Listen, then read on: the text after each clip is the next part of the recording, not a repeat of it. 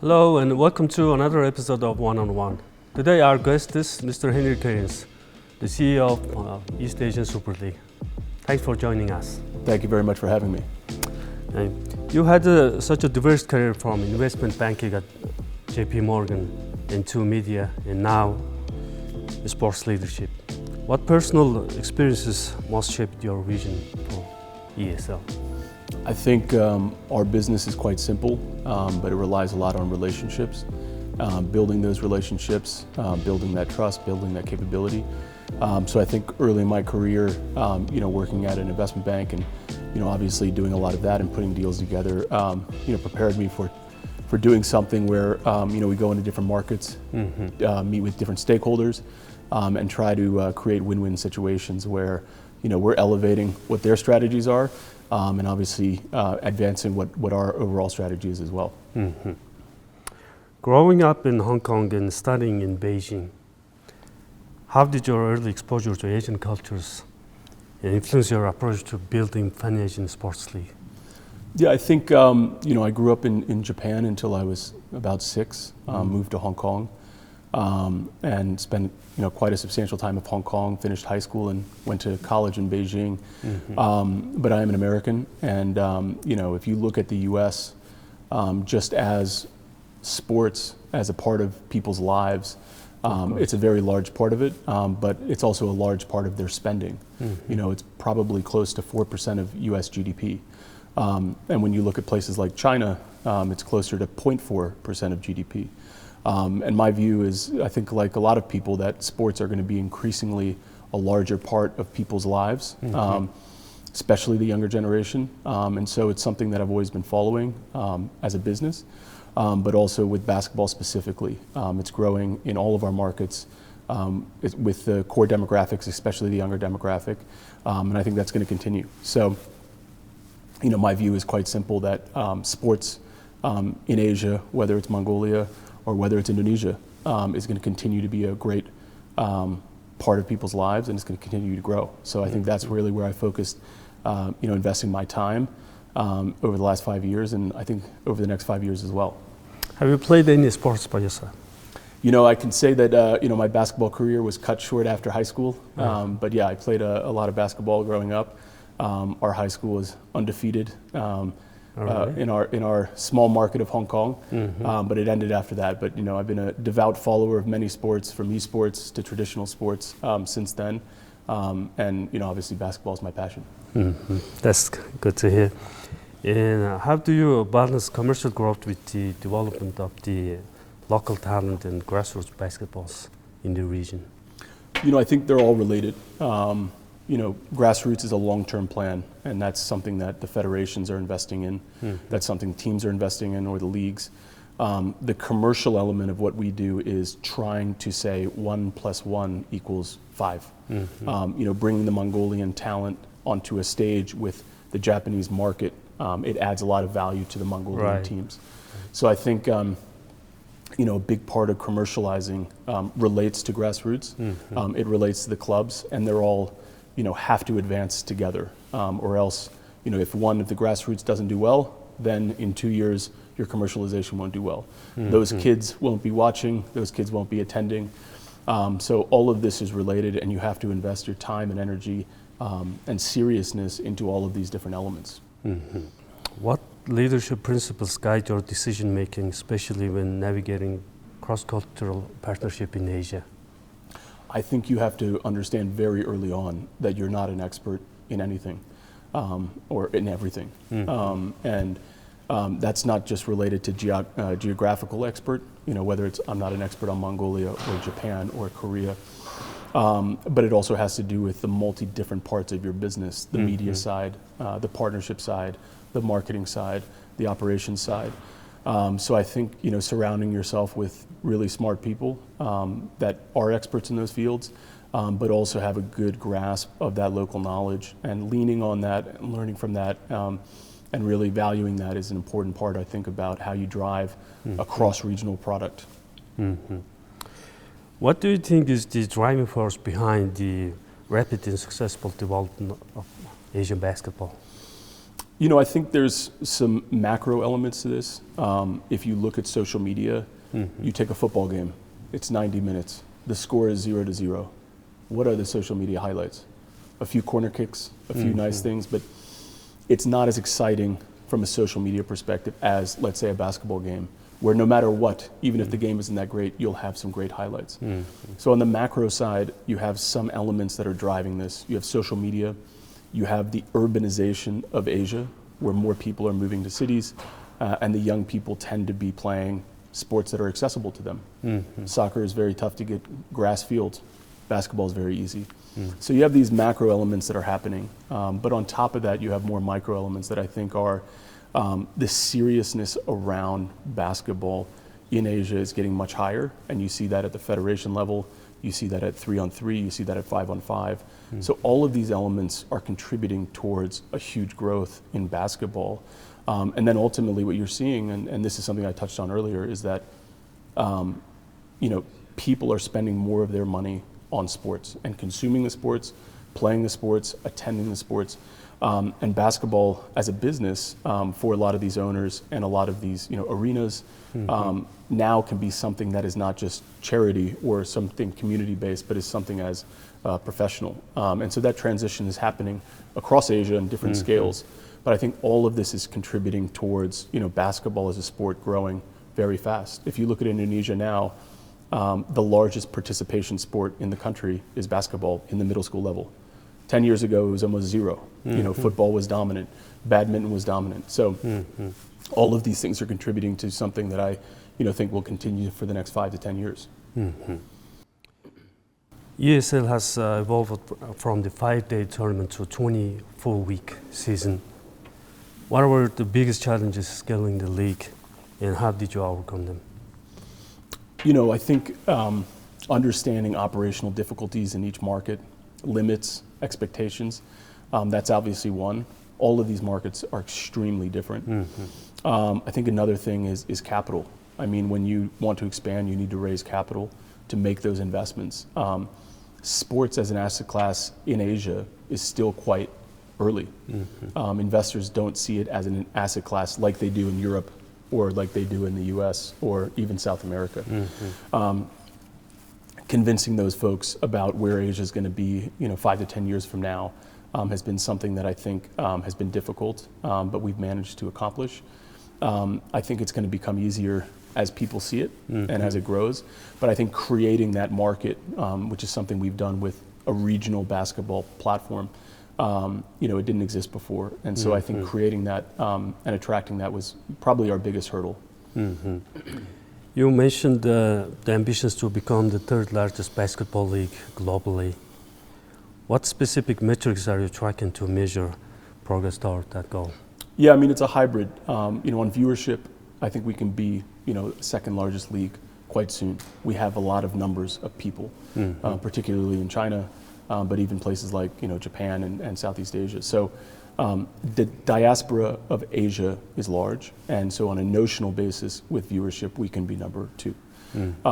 Commercially, I think when we look at NBA, it's way out there. When you look at the European League, it's more attainable. And so again, you look at brands in Asia, like take Korea, for example, small market, but Samsung, LG, SK, these are huge brands. They are sponsoring everywhere. Kia, title sponsor of the NBA. Of course. So again, from a brand's perspective, Asia has all the brands. And then from a media perspective, you look at SoftBank, you look at CJ, you look at Tencent, you look at Migu. These are global media companies.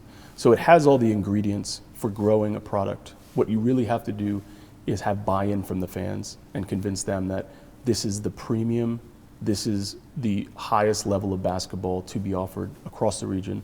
And in that respect, I think we're doing that, and it just takes some time. But you take those 3 metrics I mentioned: viewership, the hybrid commercial method, and then from an attendance perspective, I think we can be at that point, very soon. How do you see the role of China's teams in ESL's future, and what are the strategic steps being to bring them on board? Well, we have Chinese teams now. We have Hong Kong, we have Macau, we have Taiwan, but the CBA as itself, it has gone through some different iterations. And for us, we will get there. We will have them on board, and I'm confident that everyone that's joined EASL and has participated, whether it's players, teams, leagues, or associations, have all seen value created. And so it's just about crossing the line with them and making sure that we're aligned with their objectives as well.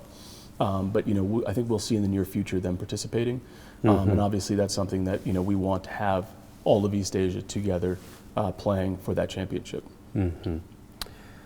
With the basketball's alignment to music, fashion, and youth culture, how is ESL leveraging digital media and influencer ecosystems to grow its brand? I think this is something that we're really starting this season to understand better and adapt, and really investing in. But this is a very expensive business to be in. K-pop is not just an Asian phenomenon, it's a global phenomenon. Worldwide, right? You look at Netflix, their #1 movie ever produced and sold was K-pop Demons Hunters, and this is a Korean, essentially IP, it's a Korean story, it's a Korean music. My point here is that when we integrate with ours, we want to make sure that it's extremely organic, localized, and speaks to our fans in a way that elevates the basketball, but also we need to make sure that it's an appropriate way that financially can justify it. We don't want to be an entertainment company purely, we want to be a basketball company. So these things have to be additions to our business and elevating the overall basketball ecosystem. But whether it's K-pop, or whether it's J-pop, or whether it's even some of the local clothing designers that we're working with, all of these things add to the fabric around creating an Asian basketball, I don't want to say identity, but an Asian basketball ecosystem. So these are very important parts of our business, and I think you'll see a lot of sort of further announcements around this going forward. Our priority is partnering with the best brands in Asia that align with our values and our culture, but also align with our vision about what our objectives are for our fans and for the teams and clubs and other stakeholders. That's good to hear. How many sponsors ESL have now? When we started on our first season with 8 teams, we had 12 sponsors. We went to 10 teams and 24 sponsors. This year we're 12 teams and we have 52 sponsors. Wow. So our growth has been very good. The first year we focused on product, building a good team, really broadcast, understanding who our consumer is, developing the data around that so we could present to our partners and say, hey, look, these are who loves basketball across Asia. They align with you, and let's see how we can work together. And so, selectively this year especially, we've picked brands that we really think can drive that messaging, can add to the experience, and it's been a phenomenal reception. So from 12 to 52. Over a short period of time, and I think next year we'll have another very big jump. But the other thing that we're really proud of is that in our first year, our partnership agreements were almost all one-year agreements. Companies, we were new, they wanted to work with us, but it was kind of, we want to know more. This year, a lot of the deals we've signed are multi-year deals, and that I think is a large sort of stamp of approval for us, but also for brands to say, hey, we want to invest in you, but we also want to invest alongside you over the next couple of years in building this out. So the numbers have changed, but also the terms of those agreements have changed in terms of the duration. What have you learned from fan behaviors in markets like Japan and Korea and South Asia that surprised you or shifted your strategy? Yeah, I mean, all of the markets are very different, whether it's age, whether it's male, female, whether it's type of income they have. Some of my favorite examples would be the Okinawa Kings. This is a team that represents Okinawa. It's an island, south of Japan, and 56% of their fan base is women. This is one of the highest women fan bases in the world for any sport, but in particular basketball. That is extremely different from what you see in the PBA in the Philippines, both from a male-female ratio, but also age group ratio. So you have to deal with different types of demographics in different countries or different markets. So I think that's something that, we look at and we say that's really surprising, but also as a company, that's where we want to be. Right now, we're sitting around, 68% men. We would like to be closer to 50-50. And so I think some of these, elements and data points are things that we're working very closely, and it relates directly to what you said about entertainment. Bringing in that entertainment, bringing in that fashion allows those casual fans or other fans that might not be hardcore basketball fans to come into your ecosystem. And again, leveraging that is something that we're going to be doing in the future to make sure that we can also be marching towards those sort of numbers. What does success look like for ESL in this 2025-26 season? For us, the objective is to really double our numbers from last season, whether that's socials, whether that's broadcast, whether that's, revenues. We've exceeded a lot of that already. But, we've added 2 teams from last season, 10 to 12 teams, and we've almost doubled everything on the back of really organic growth. It has allowed us to collect a huge amount of data in terms of what we should be doing next season. And internalizing that to be able to really deploy it when we do our next expansion to 16 teams. So success for us is really numbers driven, but also making sure that our partners, whether it's leagues, federations, or teams or players, they can see the value too. And I think you see that across different teams. When they qualify for ESL, their spending goes up. The players get paid more, they're attracting more talent. Obviously, if you're a Mongolian team playing in Mongolia, maybe your viewership on a game is 4,000 in the arena, 30,000 on broadcast. You come with us, we're averaging 5 million a game. That player gets more exposure, that team gets more exposure, of course. The brands get more exposure, and not just in your single market, but regionally. So I think that's another thing that we track very closely. We share with our partners, this is the value we're trying to create with you together. So all of these things, really, as we grow as a company, we want to make sure all of our partners are as well. And I think you're seeing that. So we'll have our numbers at the end of the season. I'm happy to walk you through, but I think, doubling our metrics year on year is something that we really wanted to do, and we're there. If you could fast forward 5 years from now, what do you hope ESL will achieve, not just commercially, but culturally and socially in Asia? I studied UEFA Champions League before I started this, and a lot of that is relevant to what we're talking about. The English Premier League just played English Premier League. The German League, Bundesliga, just played the German League. Those players were just known there. Then Champions League started, and players started getting traded. Now British people started watching German, and Germans started watching Italian, and the whole ecosystem changed.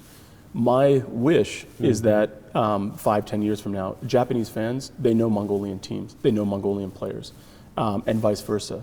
And I think that creates a lot more value for all the different stakeholders, but it also sort of totally changes the dynamic of the sport in the region. And I think through cross-regional competition, exposure, marketing, broadcast, you can reach that, and that's something that we're working very hard towards. And fans will start traveling to watch their team games. Absolutely, and you'll see that this season. We're already tracking that a lot. Obviously, our finals, we're tracking that a lot. You not just create sports tourism and cross exchanges, but you really create a lot of cross-cultural exchanges that are very meaningful, lasting, and important. The inclusion of Mongolia's the league and Has Broncos marks historic expansion for ESL. What factors led to this decision, and what does it represent for the league's future? Look, the Mongolian basketball has grown phenomenally over the last 5 years, and that's just not 3-on-3 with the national team, men and women, 5-on-5 national team, men and women, but also the clubs. We want to work with the best clubs at a basketball level, but also the best clubs that have ambitions to grow and to get stronger. So for us, it was a no-brainer to come to Mongolia and to work with the NBA and to work with the top teams. And for us, whether we go from 1 or 2 teams is something that we're discussing, but we're very happy with obviously the performance.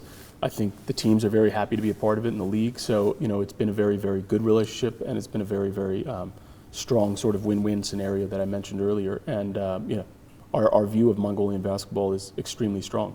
And I can tell you, the Japanese team, for example, Toyota, they hosted Zach Broncos in Toyota a few months ago. They didn't know much about Mongolian basketball. Yes. When they lost by 15 points, they started knowing more about Mongolian basketball. And that's important for us too. You described the partnership with Mongolia as a landmark achievement. What unique qualities do you see in Mongolian basketball culture that aligns with ESL? There's just a fighting spirit that is pervasive, and that's very important. I think when you look at a lot of international basketball, you see a lot of individuals, you see them focusing on themselves.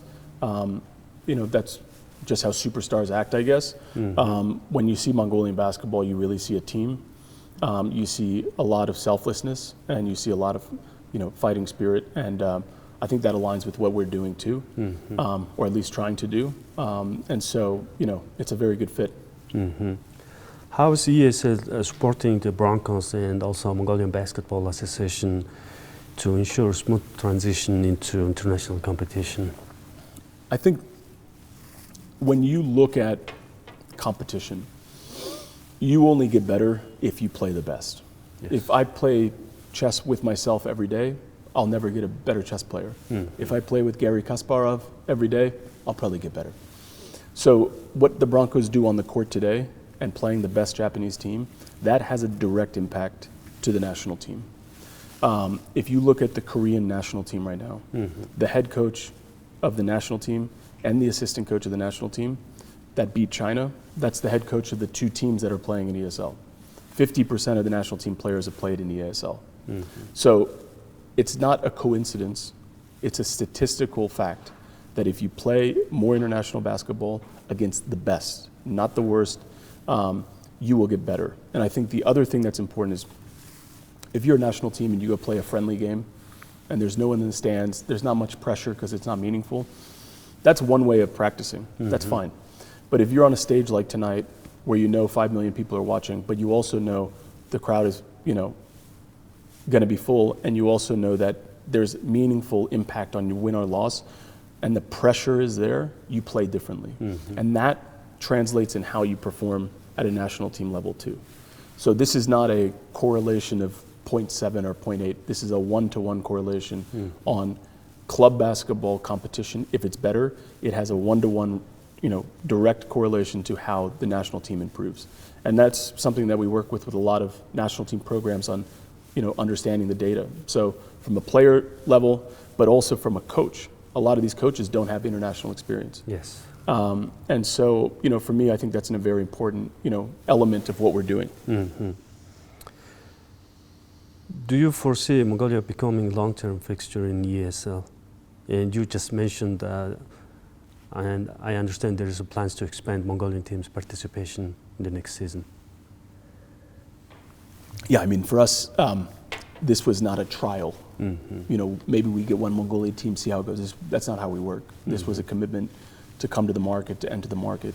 And so obviously, the expansion is something we can discuss, but we're not going anywhere, and I don't think the NBA is going anywhere in terms of our view of Mongolian participation.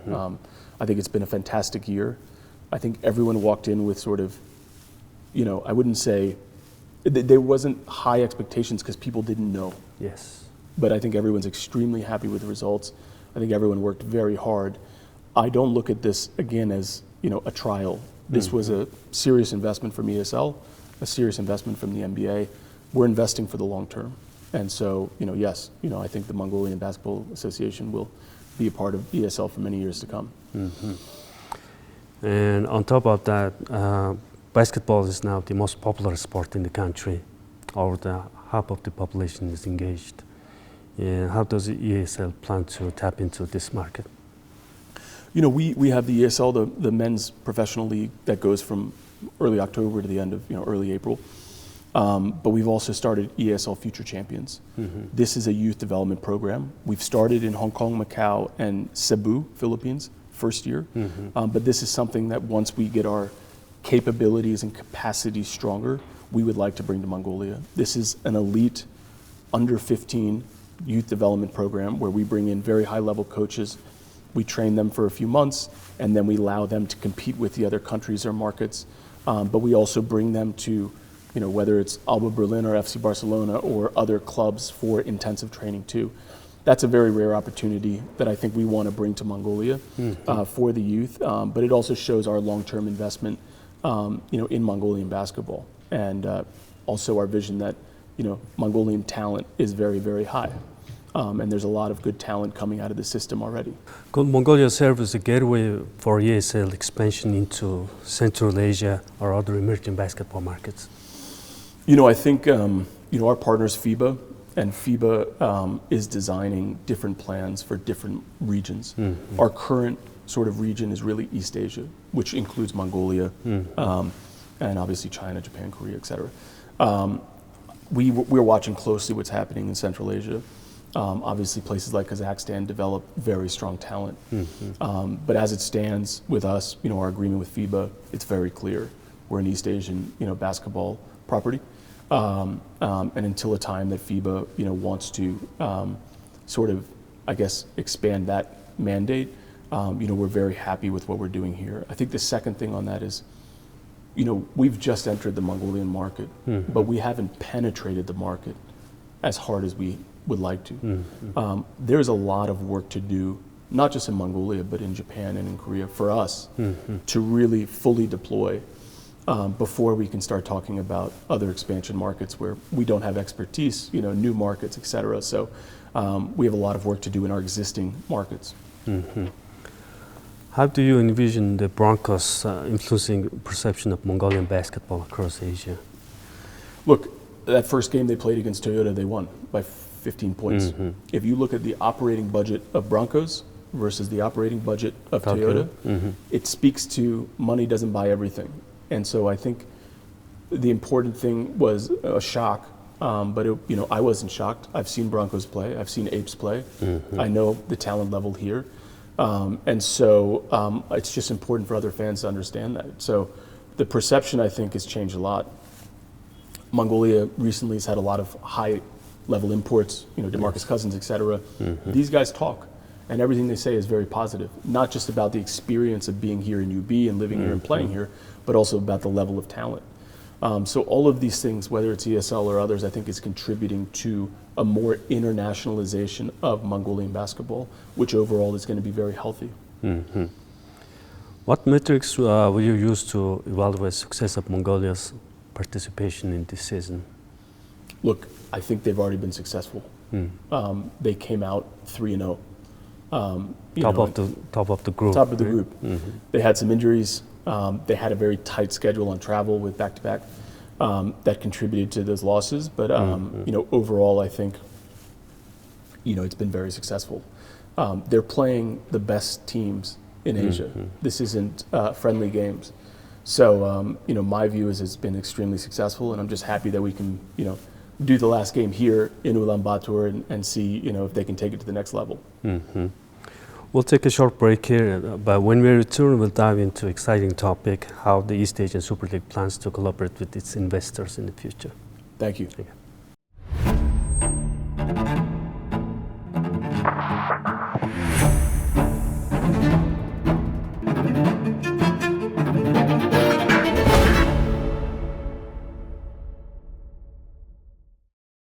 Нэвтрүүлгийн хамтран ажиллагч, Монголын спортаймын салбарыг үндэслэгч, Уранган Group.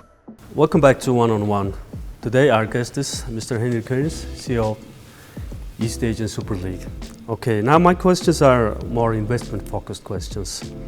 ESL has positioned itself as a premium Asian club competition.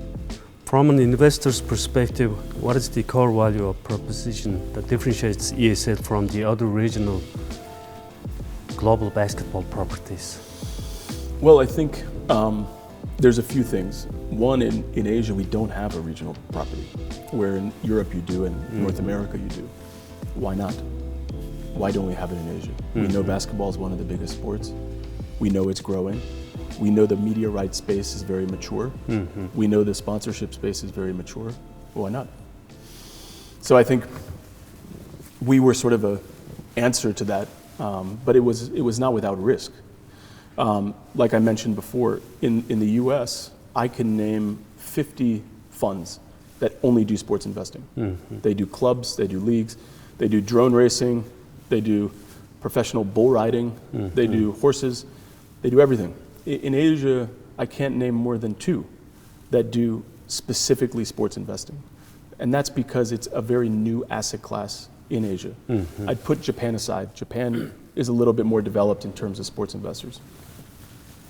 So that capital, if you will, a lot of that capital has gone to US assets or US sports companies, and you see valuations very high, you see growth. A lot of that's gone to Europe, whether it's Premier League stuff or even basketball stuff, but even Australia. I mean, the Australian Basketball League has done phenomenal. Yes. So I think, that's part of the problem, but also part of the solution for us is creating that market. It's not just us doing it. There's many properties. One Championship's doing it in MMA. You have other sort of sports that are emerging now, and I'm seeing a lot of different capital deployed to that. But to be honest, sports as an asset class in Asia is early days. I mean, this is still very early days. In China, for example, 50 years ago, no one spent even 1% of their income on sports. No one. They went to work, they came home, they bought the apartment, they, did this or that. They watched the national teams maybe, but as discretionary spending was very low. Now they have kids. Those kids, they're spending much more of their time and their money on it. So you have to understand that the behavior of consumers in Asia is changing and developing. And as it develops, I think you'll see a lot more opportunities in regional sports asset classes emerge. And frankly, in my view, much more attractive for investors than things like in the US or in Europe, which are much more mature, much more developed, but much more expensive. How would you describe ES's long-term revenue model, in which revenue streams like media rights, sponsorships, or data partnering, or ticketing, do you believe will be the most scalable growth over the next 5 years? I think media is media. You have a specific number of media companies in every country, in every market. We know them all. So that's sort of, you can grow the value of your property, but the number of those clients or partners is sort of limited. Sponsors, it's infinite. I can have a chopstick brand, I can have a car brand, I can have an insurance company. So for me, and again, we're a very early company, early stage. We're only in our 3rd season. I think the partnership side is something that we see a lot of potential and a lot of opportunity. And a lot of that is because there are no other sports properties that are really regional like us in basketball. There's none. And so if you're a Korean brand that you want to be across Asia in this space, you're with us. So I think that's something that I think we're very excited about. And obviously you mentioned data. This is an asset that's growing very, very strong across different leagues. And we're seeing that growth in Asia now. So those are obviously the core. I think really the partnership side is something that has to be grown larger, and in partnership with our league partners, in partnership with our team partners, but also individually. What milestones should investors look at to measure whether ESL is succeeding as a commercial sports league beyond just the audience number or on-court performance? I think when you look at certain sports properties that start, like Live Golf, there is a lot of upfront investment in building the infrastructure, the operations, the marketing, but also the learning. They did 1 year of events, they spent a lot of money, they lost a lot of money, but they learned. So you have obviously these revenues that you want to grow, but you also have your costs. How can we be more efficient and deliver a better product than last year?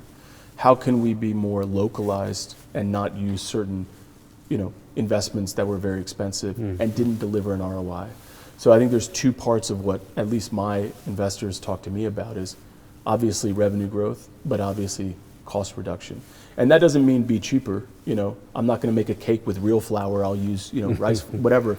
It means being smart. And I think for us, part of that was we want to be everything to everyone. No, we don't.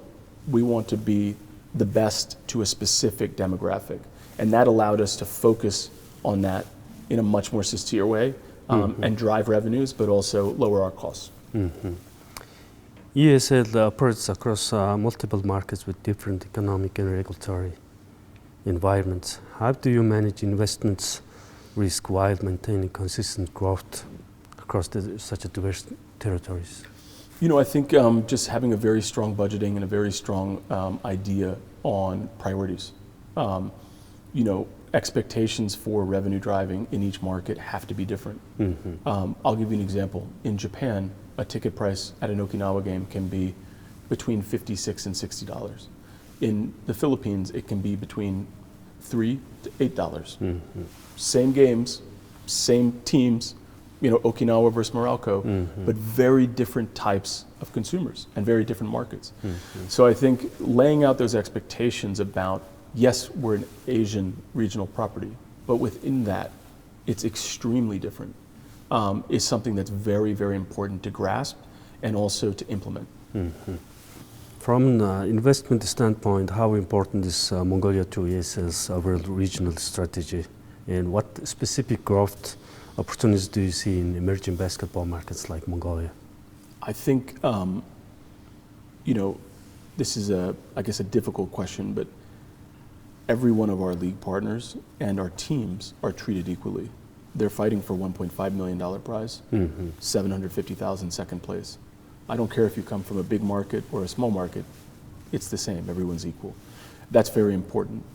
Our expectations is the same for those teams too. Put the best team on the court and fight like you want to win. That's equal across everyone.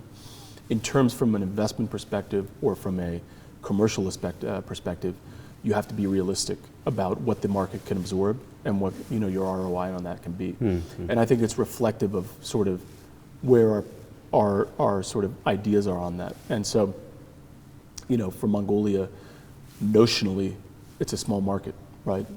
4 million folks, Yes. half of them in UB. Of that, people in UB, a lot of basketball fans. I have a 4,000 seat arena here. It's going to be full, probably with most of those fans. So yes, the notional can be small, but the impact or that certain number of people, their appetite is very, very high. And that for us is extremely attractive. Again, like I said earlier, we don't want to be everything to everyone. We want to be something very important to a very select group of people. And that's the people we're targeting. How does ESL balance short-term financial discipline with the long-term capital investment required to build sustainable Asian sports? You know, it's difficult. I will say that we're not the first to do this. You know, One Championship, I think, was one of the first to do it in fighting. Yes. Different sport than us. But there's a lot of learning to do. They were pioneers in a lot of things they did. So I think for me, personally, studying different sports and their investments and their losses and their mistakes, hopefully we don't have to make those mistakes. But overall, there's no getting around it. If you want to build something that's meaningful and that's you know, impactful, you have to invest and you have to have a long-term view, not of where I want to be tomorrow or next year, but where you want to be in 10 years. And that's important to communicate with not just your colleagues and not just the clubs, but it's very important to communicate with your shareholders or your investors. What role do strategic partners such as broadcasters, the leagues, the sponsors, and data partners play in improving ESL's capital efficiency and return on investment? Give us more money. No, I'm kidding. I think the role really is with us. You know, I talk about creating value. You don't create value just for the clubs and the leagues. You have to create value for these guys. If you're a brand, this water brand, and you have $10, you can go to the NBA and spend $10. You might get $12 back. But I have to tell them, if you give me $10, I'll give you $45 back.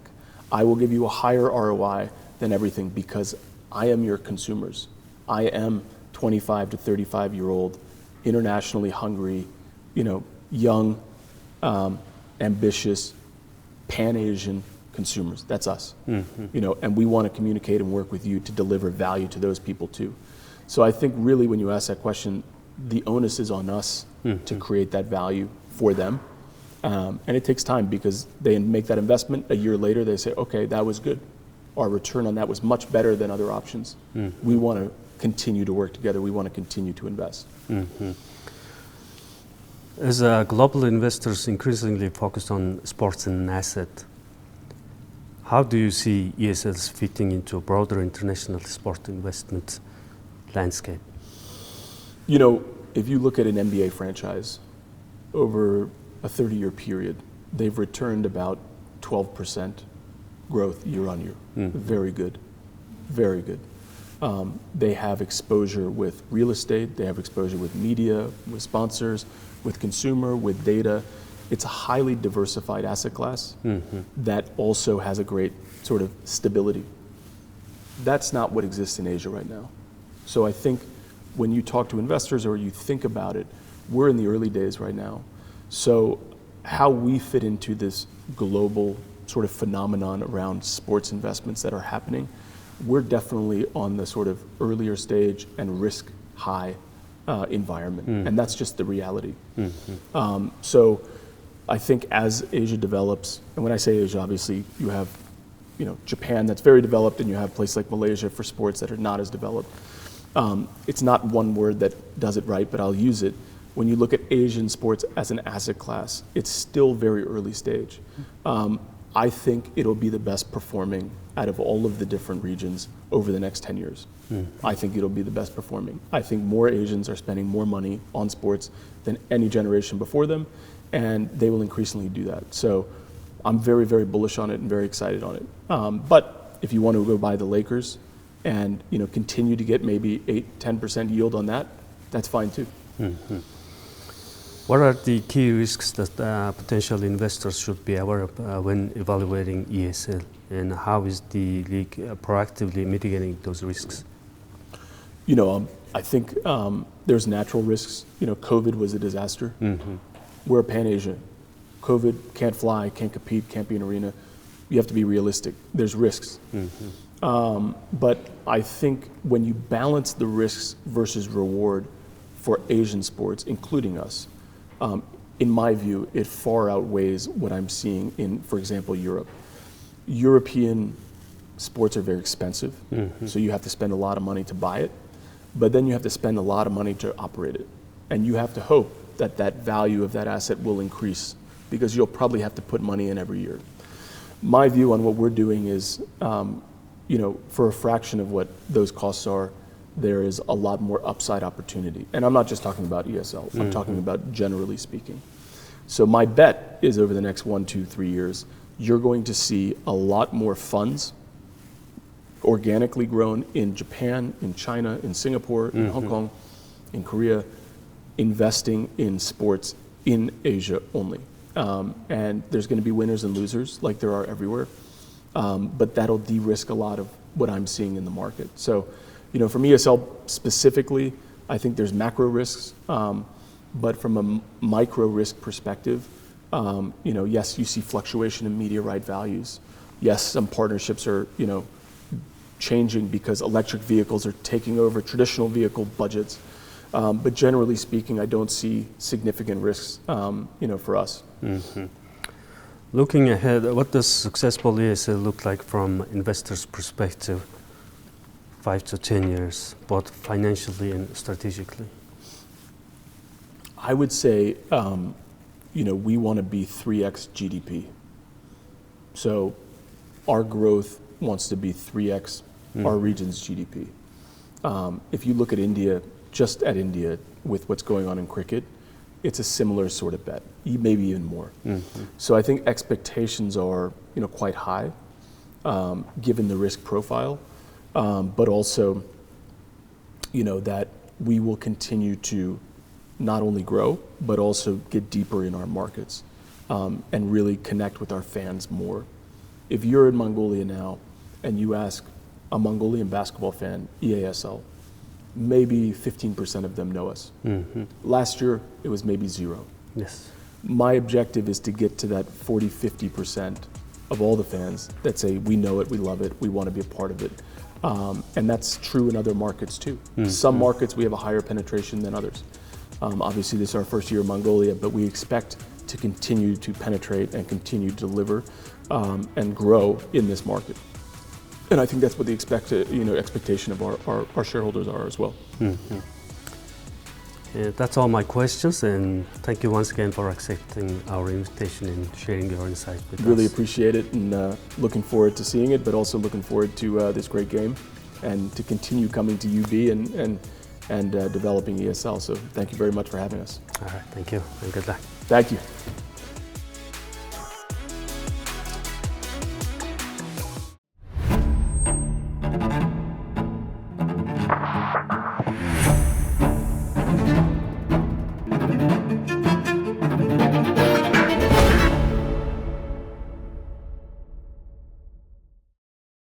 Нэвтрүүлгийн хамтран ажиллагч, Монголын спорт таймын салбарыг үндэслэгч Уран ан групп